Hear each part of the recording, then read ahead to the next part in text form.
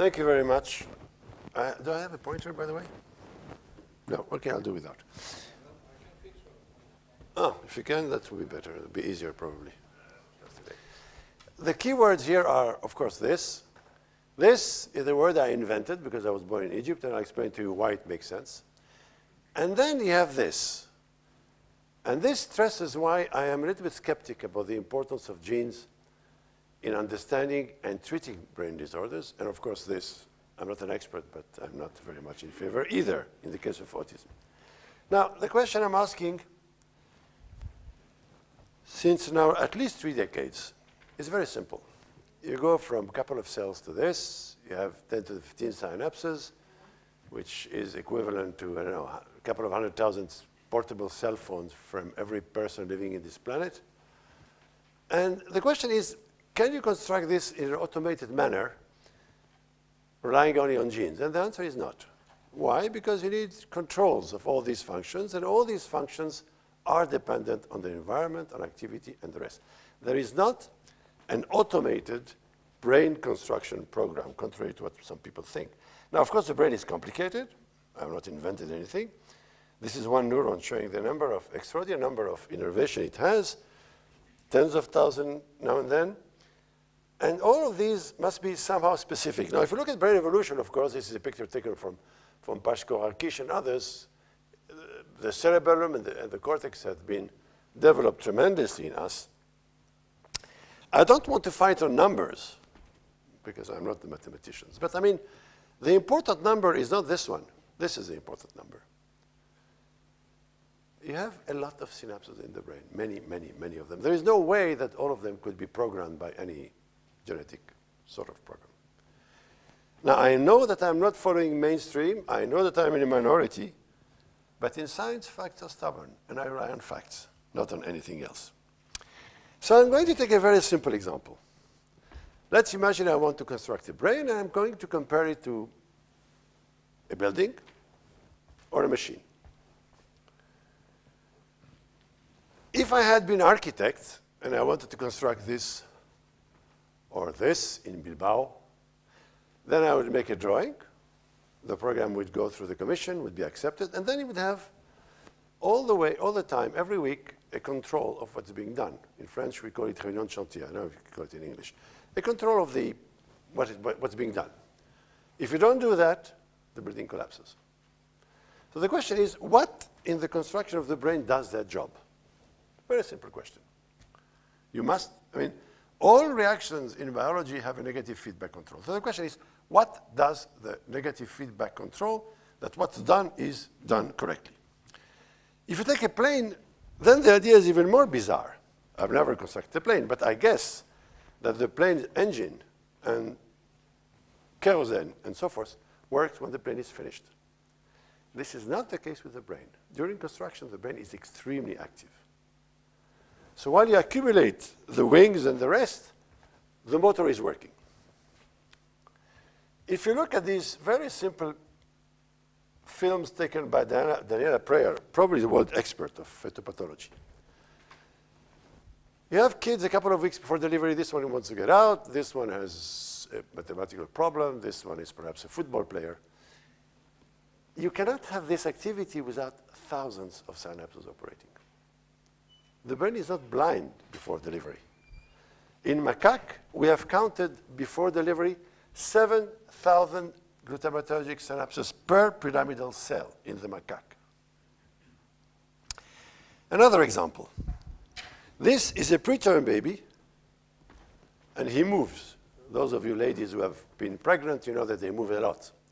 The problem is that when he moves, for instance, if we stimulate this guy, the response, which you see here, this response. In my case, my motor cortex gives an order, and I move my hand. In the case of this preterm baby, it doesn't work like this. If you record preterm babies, and they move, the movements do not follow the order, they precede the order. I repeat. When the preterm baby moves, most of the activity you have in the motor cortex is secondary to the movement, not primary. As if the cortex would be sensory instead of being motor at the first stage. Why this makes sense? Because the idea is that this activity controls the adequacy of the construction of the program. This is the basic to the idea. You do the same thing with the visual cortex. Again, this is a preterm baby. You put a flash of light. The response you have here is very long-lasting. It's called a retinal wave. Retinal wave exists in every animal species, described for us in the frog by Maffei and others. Retinal waves are long-lasting, 1 second, 0.2, 1 second, 0.3. They are incompatible with vision. If we had retinal waves, we would not see. So the retina, formed in the end of the first trimester of gestation, doesn't allow us to see, but generates an activity which is crucial for the construction of the visual system. Another illustration to schematize what I'm saying, if this is a huge orchestra, and this is going to play, I don't know, the Fifth of Beethoven, for instance, then during rehearsal, they rehearse the Fifth of Beethoven, presumably. What I'm telling you here is that, in fact, the activity they rehearse has nothing to do with the Fifth of Beethoven. They're playing jazz, rap, whatever. Nothing to do with what they're doing subsequently. Because developmental patterns are completely different from the patterns they are going to do subsequently. So early patterns are different from the adult. They have a function. They do not operate the same manner. And the function is to do what they... By the way, all ionic currents, all of them differ in the developing and the adult brain. Usually they are slower, sloppier, et cetera, et cetera. They have a different function, different subunits, different organization, et cetera. And then when times come, they do what they do. So what I'm telling you is that during development, we do all sorts of things, and then at a given moment, we step and we do what we should do. The most beautiful example is the striatum. I didn't put the slides, but the striatum in us, like in animals, is quiescent. Otherwise, we are Parkinsonian.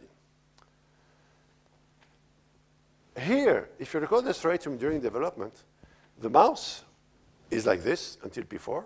Then it starts crawling until P8. P10, it starts having targeted movements. You recall the striatum. Until P10, it's completely overactive. Then at P10, it shuts off and the animal walks. So not only do you have different signals, but you have an appropriate timing to do what they should do subsequently. I have suggested this. Not the Israeli checkpoint. I'm talking about other checkpoints. Activity checkpoints the adequacy of the program. In other words, what you have is something like that, not something like this, which people in genetics believe happen. You have a control of what happens during all the steps I'm talking about, migration, etc. So in other words, you have guideposts. You have guideposts. Now, let's ask the following question. What happens if you have an accident? So I'm a neuron. I have immature currents, and I must migrate. And somebody stops me from migrating. I have suggested that in that case, the cell which is not migrating remain with immature currents. Is it clear? And I have called this neuroarcheology. If you take the building again, if this building would collapse, we would know why it has collapsed. The pillar here wasn't okay, etc. I'm applying simple reasoning here. I'm suggesting that in the case of brain construction, if something doesn't work early on, then there is a signature of what has happened subsequently. And this signature is immature current in the adult brain. This is extremely important if I'm right in a neurological perspective. Why? Because treatment that are going to block the immature currents, which perturb the others, will do nothing to the normal currents. And this is the way I think we should treat these disorders, not other sophisticated systems. This is archaeology. Now, you say, okay, but this is blah, blah, blah. Do we have evidence? Well, of course we have evidence. We took 4 different models of genetic disorders. This is one. Double cortex. Double cortex in children. The children have 2 cortices, they have epilepsies, etc. It's a genetic mutation. We took a mice or a rat. You inject GFP, which is a sort of green stain, or something that invalidates double cortin. And then we close, and the animal is born. We look at the cortex. Here, cells have migrated normally with this. With this, they have not migrated. They are on the corpus callosum where they should not be. So migration has been halted. This is the way it looked like. these neurons should have been here, but they are here. It's a double cortex. You put an electrode on these cells and you record them, they are completely immature, completely immature. This is true with tuberous sclerosis, it's true with filament mutation, it's true with other. Meaning that you have deviated developmental sequence, they generate aberrant pattern, and this is the cause of the disorder. So even if the mutation is the cause of the disorder, in therapeutic perspective, putting back the gene is useless. Because in the meantime, something has happened. If I drive my car, the tire explodes, and the car bumped into the wall, and the engine is dead, gene therapy is about correcting the tire, and that's not sufficient. So, if you agree until now, then we can go to my main topic. This was more a sort of conceptual introduction. Why it's important? Because it illustrates the philosophy. Unfortunately, I repeat, for many reasons, we don't have time as scientists to think about fundamental questions. Very important ones. We are expected to follow the same thing, rather than having ideas and deviating from them. And I've decided at my age to ask very, very simple questions and to see whether I'm right or not. Of course, I only ask questions to which I can reply. Other ones I leave to, as I say often, to theologists. Now, let's take delivery. For some mysterious reasons, nobody before us had ever recorded neurons in relation with delivery. Now, delivery is probably the most important complex mammalian reaction. Nobody simply asked the question, what happened to neurons during delivery? Now, why is delivery important? Hugo and his colleague have shown that there are a couple of crucial reactions that must take place during delivery, including, of course, respiration, burst of the immune microbiotic system, and these things. Now, in addition, this is the stress of being born. The idea is that when we exit, the pressure on our brains release a lot of stress molecules, and this produces what it does. They showed, Lagerkrantz and his colleague, that cortisol and catecholamines in babies shortly after delivery are huge amounts, levels that we will never see in our lifetime, more or less. Even if I could run a marathon, I would not have these levels of. And these levels are higher than what you have in the mother, that's what you have after C-section, that's what you have, etc. Huge amount of cortisol. And apparently this is important for respiration, for allowing the fluids to go out. Now, this is extremely important because it immediately tells us the following. When I am born, I need to be breathed, and I need to have these stress molecules. The obvious question is, what do these stress molecules do to the brain? The brain doesn't like being stressed. Forget about the respiration. Let's think about here. Why? Many years ago, in fact 25 years ago, we discovered that immature neurons in utero and early postnatal in the mouse have very high levels of chloride. The consequence is when the inhibitory system, the GABAergic system is activated, chloride goes out. Chloride goes out means depolarization and now then excitation. Whereas in the adult, very low levels of chloride inside, so chloride goes in and you have inhibition. This has been respected in every animal species. I know of no exceptions. Of course, the age difference, the neurons, it depends on the neuron, the structure, the age, but the trend is the same. Now, why is that important? Because one thing we should remember is that benzodiazepine acting on GABA would have opposite effects according to if you are here or here. If you're an adult and you have low chloride, benzodiazepine will have an anxiolytic effect, or you go to sleep, for instance. If you are immature, in that case, it's in utero in humans, second trimester of gestation primarily, it will excite instead of inhibiting, because benzodiazepine are going to reinforce the action of GABA for inhibition, and if inhibition is excitation, then if you take benzodiazepine, you're going to be overexcited. Meaning that the mother taking Valium, the effects are not necessarily the same on her brain and those of her embryo. At least some neurons, some brain structures, etc. I was working on this, and then a couple of years ago, we made this discovery, which completely unexpected. I mean, the most important things we do in science is usually unexpected. we measured chloride in neurons in the hippocampus, the cortex, etc. Very sophisticated manner, single. I'm very glad to speak in a physiological society meeting because this is my home to some extent, of course. So this is done with double single-channel recordings. One recording GABA single channels, one recording NMDA single channels. Why? Because then you have genuine VRest and you have genuine GABA. Why? Because, of course, if you impact the cell, you modify chloride, and then your results are irrelevant. So we expected to have a reduction of chloride like this. You go from high levels in utero to low levels. We discovered that the day of delivery, there's an abrupt, extraordinarily abrupt reduction of chloride. We're talking here of levels which are a couple of millimole, which are you will never see again in your lifetime. Meaning that inhibition during delivery, meaning 6 hours before, 6 hours after, is extremely, extremely inhibitory. This immediately tells us that the brain is inhibited, and therefore it's going to be more resistant to anoxic insults. Because, of course, if the brain is overactive, anoxic insults have much more dramatic conditions. Stay close. This is the case, because if you block oxytocin receptors in the mother before delivery, this reduction does not take place. So the reduction of chloride in the neurons of the baby, I'm talking about mice now. Humans is a different story to some extent.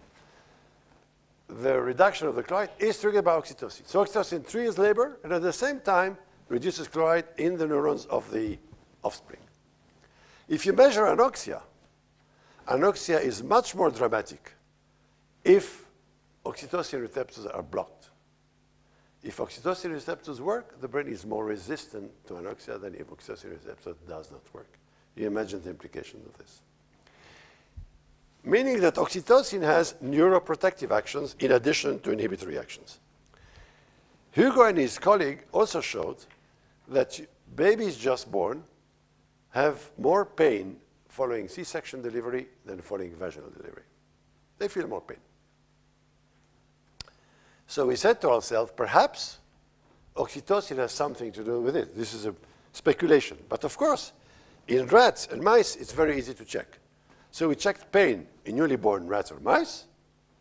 We saw that pain is reduced by oxytocin, but is also reduced by a diuretic that reduces chloride, like oxytocin.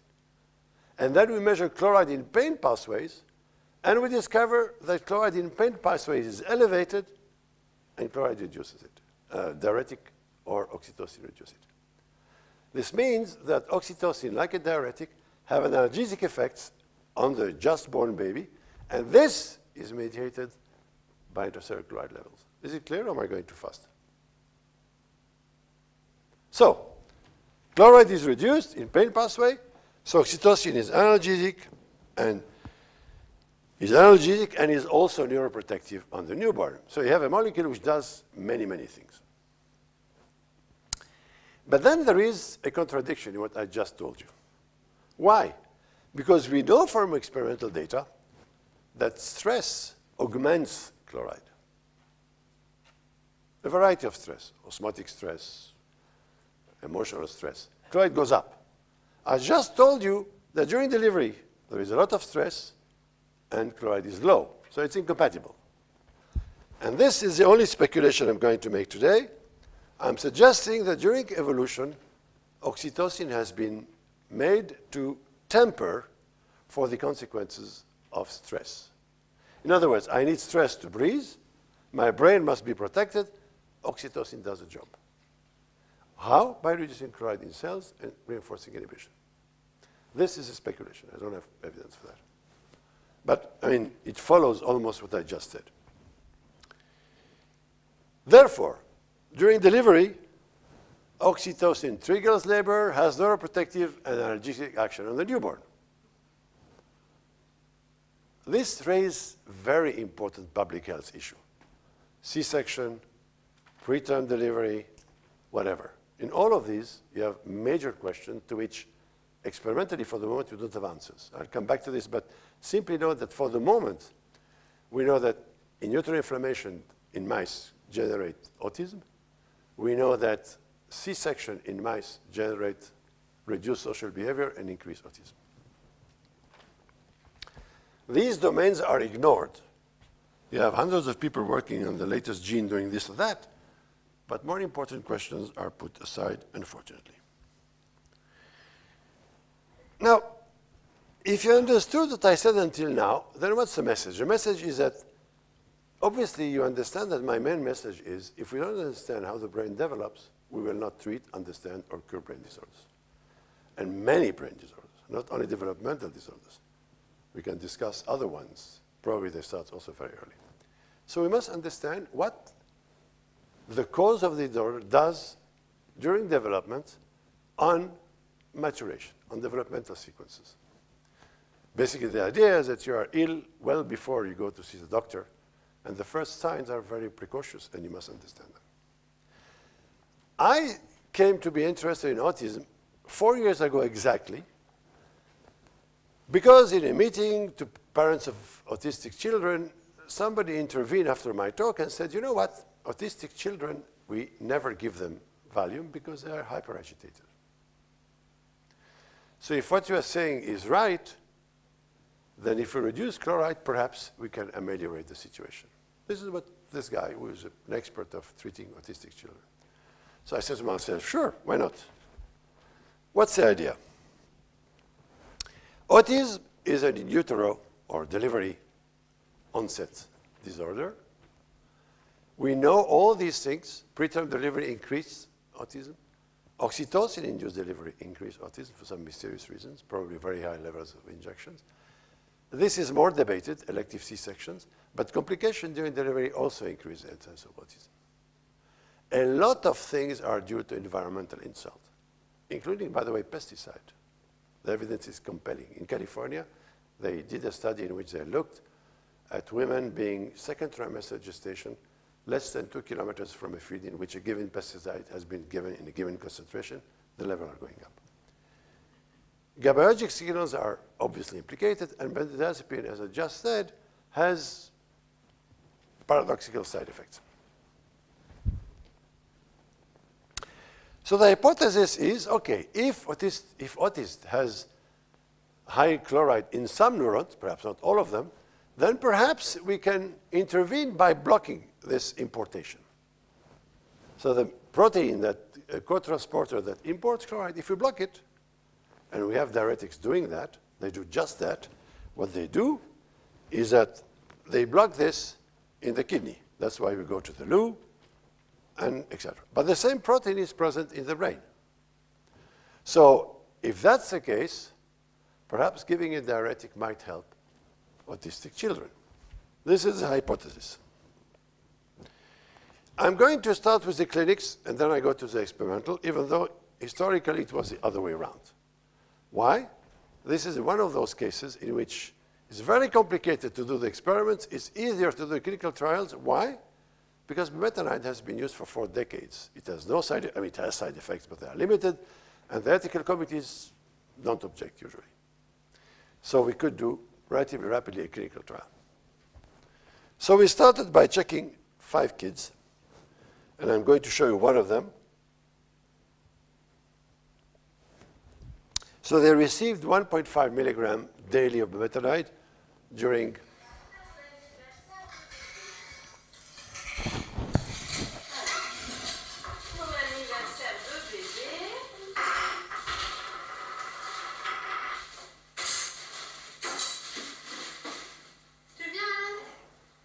I used to say that English is French spoken with a funny accent. So I'm sure you understand what's being said there.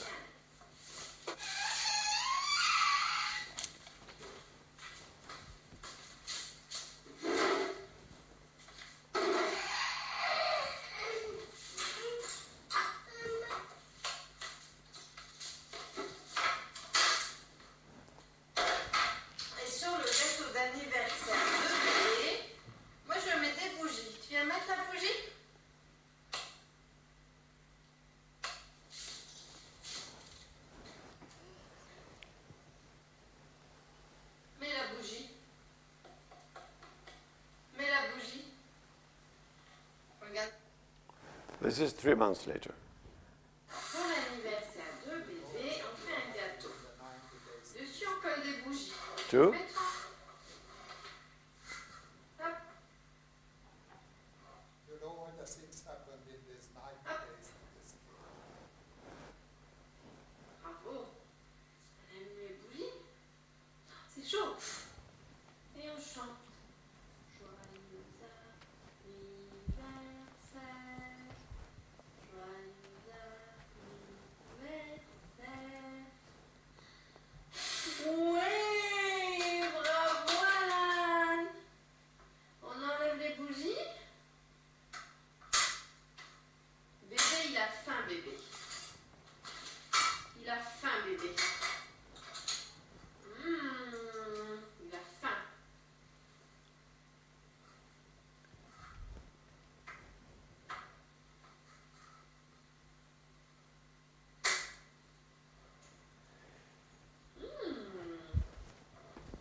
This is not a miracle drug because the child was not talking and he's still not talking. All the parents say exactly the same thing. The children are more present. This is where it becomes again and again and again. They're more present. They are with us.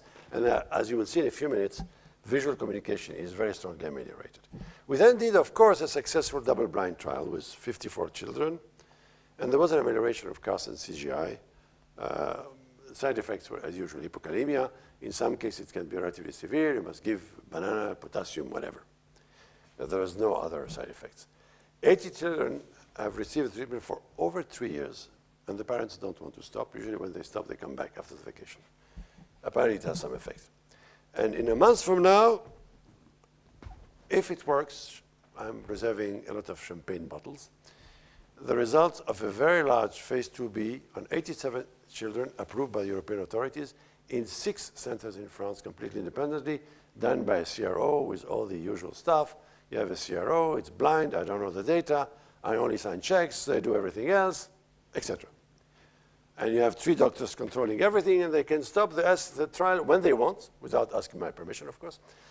And I was afraid they would do it because one of the children went to hospital because he drank the whole bottle when the mother wasn't there. Apparently it was placebo, nothing happened. So none of them is dead, and I'm very happy to be here. So, and we had one Fragile X child treated with Bumetanide successfully, and we published that. Now, I'm not a fan of psychiatry or psychiatrists in the sense that quantification is not straightforward. This guy in Holland has used the same drug in one patient, now he's doing many more, recording quantitative EEG before after treatment, and there is an amelioration of the power of various oscillations. In China and Holland, they have done this assay, which is very interesting. They did a trial in which what they did was to take 60 children.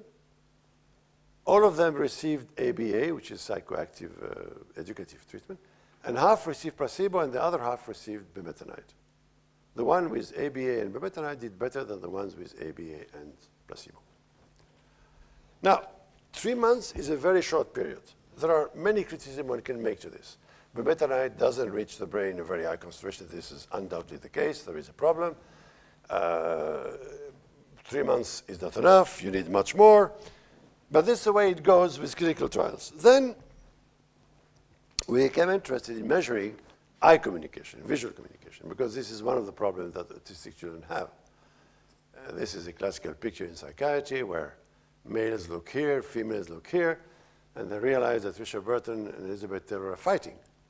Autistic children are looking here or here, and they don't realize the importance of the picture. And there are ways of checking this. It's called the eye tracking system. What you do is you take autistic children and you see where they are looking at, and you show them pictures, emotive figures, the lady is crying, laughing, etc., or neutral ones, a pineapple, a rabbit.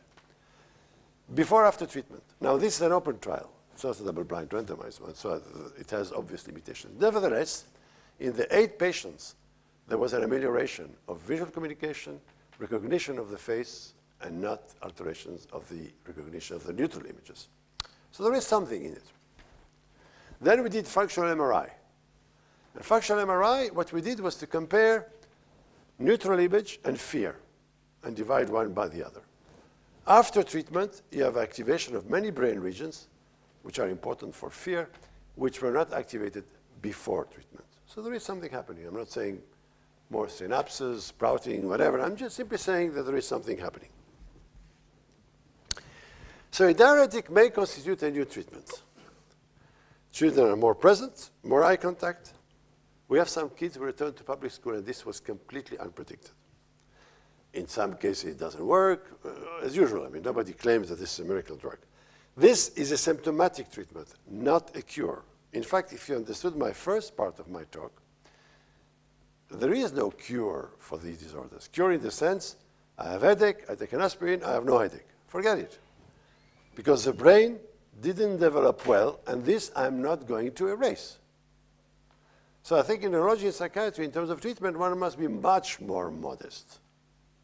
Ameliorating is already not bad. Curing is one of these promises that you make once a year before Rosh Hashanah and nothing remains. The aim is to bring the children back to society. The aim is not something else.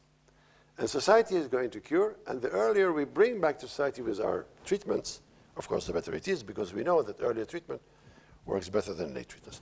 Nevertheless, Bumetanide doesn't cross either blood-brain barrier. And I said to my colleagues, you know what?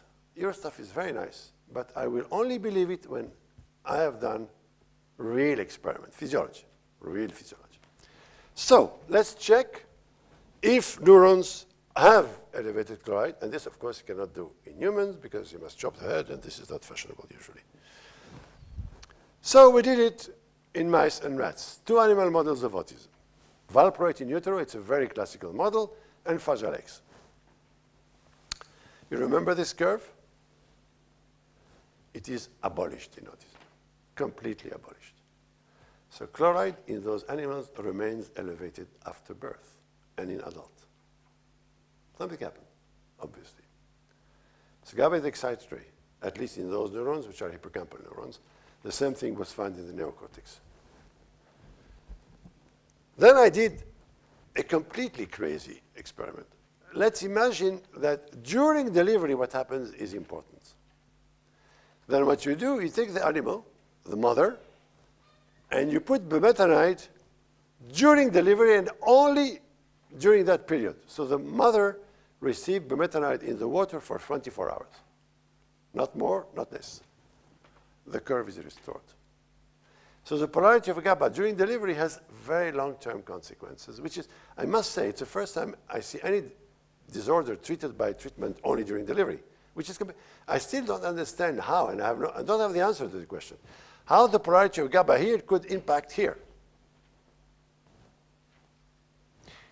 Worse, but more important perhaps, this also corrects the behavioral signatures. So animals are more sociable, less vocalization when separate from the mother, less grooming, etc., etc., whatever these relations to autism are, which is, of course, is more complicated. Nevertheless, in the mouse, correcting the delivery shift produces these consequences.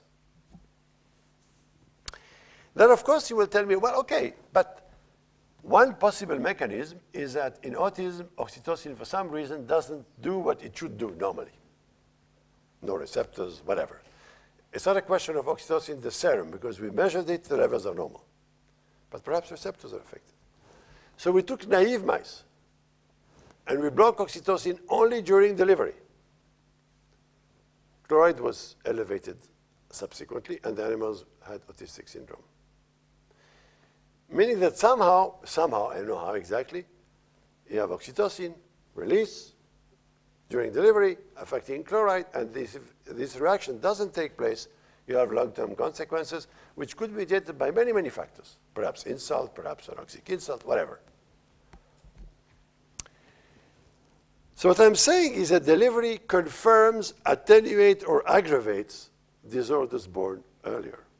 I'm talking about autism, but it applies to a lot of conditions.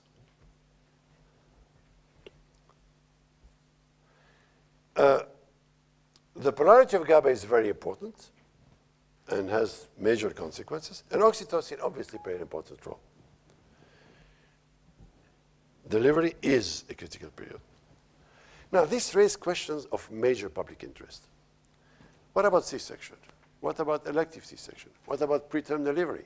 What about in utero inflammation? This is one of the most classical causes of subsequent consequences.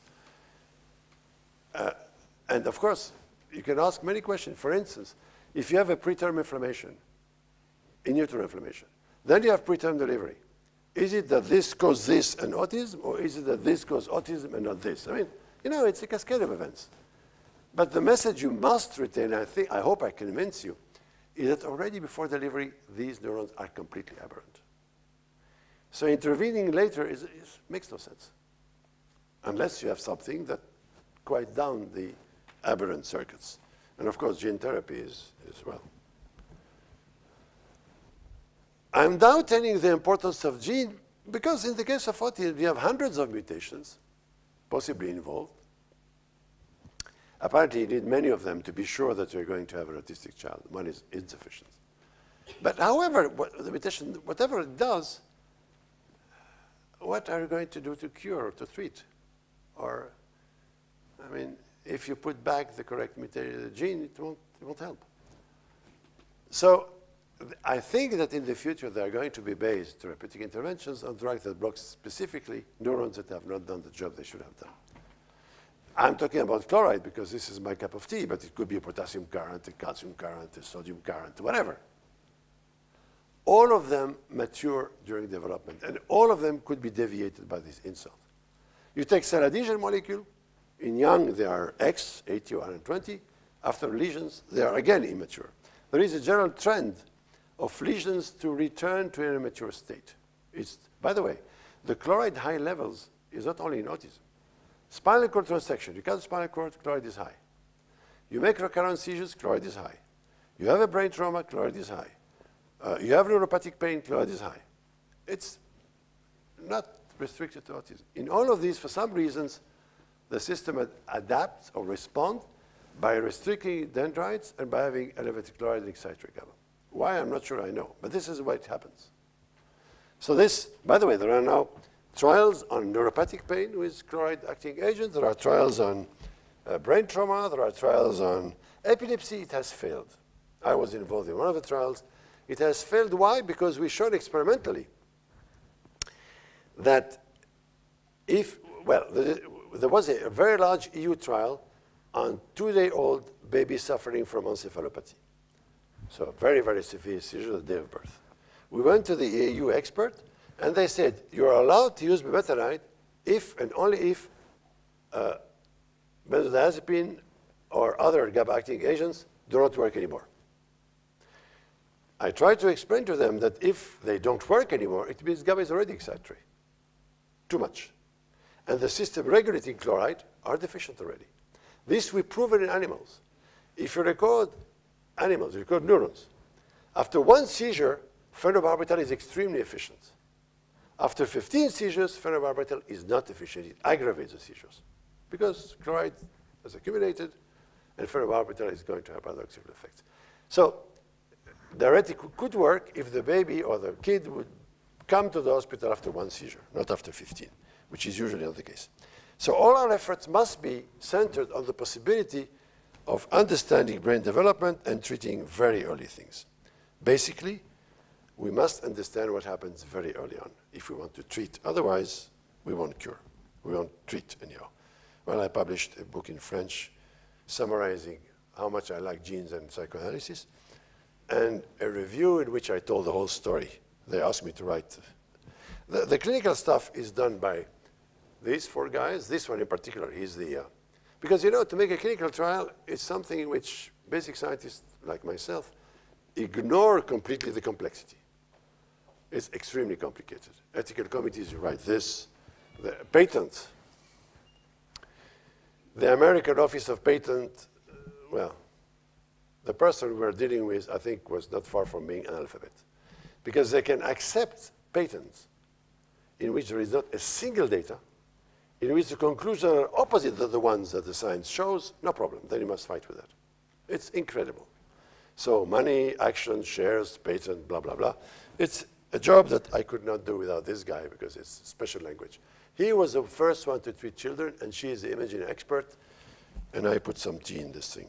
But I have a very good basic science team, and this is, of course, my cup of tea. So in other words, I have a company, but the company is only to make clinical trials, and I sign checks. It's not my job.